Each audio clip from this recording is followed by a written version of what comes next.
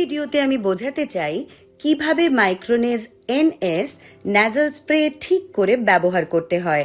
এটা protective cap, এটি nozzle টিপ, actuator আর medicine container.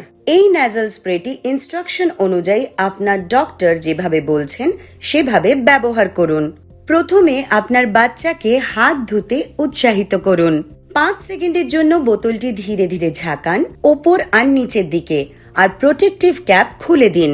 যদি আপনি বোতলটি প্রথমবার বা অনেক দিন পর ব্যবহার করেন, তাহলে বাতাসে কয়েকবার স্প্রে করুন যতক্ষণ ফাইন মিস্ট না আসে। নজলের দিকটা আপনার চোখ থেকে দূরে রাখবেন। নজলের টিপটা সুচ দিয়ে ফুটো করবেন না, আর অন্য কাউকে আপনার ন্যাজাল স্প্রেটি ব্যবহার করতে দেবেন না। বাচ্চাকে বলুন আস্তে নাক ঝাড়তে।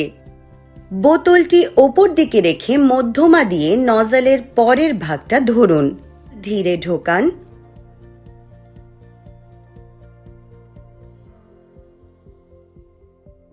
দ্বিতীয়বার স্প্রেটির প্রয়োজন হলে একাই ধাপগুলি আবার করুন।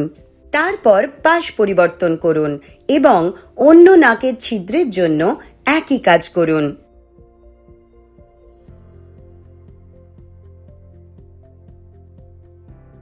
ব্যবহারের পর টিস্যু দিয়ে নজলটি পরিষ্কার করুন।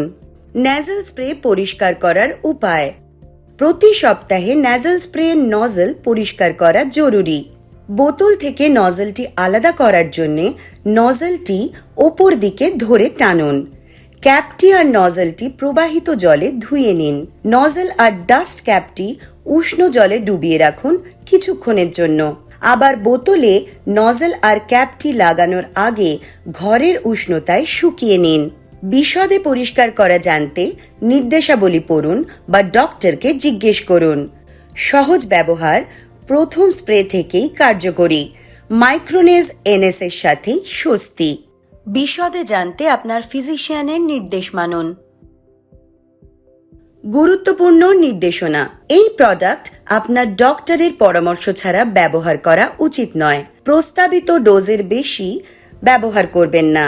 এই ওষুধ কিছুদিন কাজ করতে সময় নেয়, তাই নিয়মিত এর ব্যবহার গুরুত্বপূর্ণ। ডক্টরের পরামর্শ ছাড়া ট্রিটমেন্ট বন্ধ করবেন না। এই প্রোডাক্ট স্পেসিফিক্যালি আপনার জন্য প্রেসক্রাইব করা হয়েছে, অন্যদের সাথে শেয়ার করবেন না। শিশুদের রিচের বাইরে রাখুন। প্রতি ব্যবহারের আগে ভালো করে শেক করুন, শুধু এক্সটার্নাল ন্যাজাল ইউজের জন্য।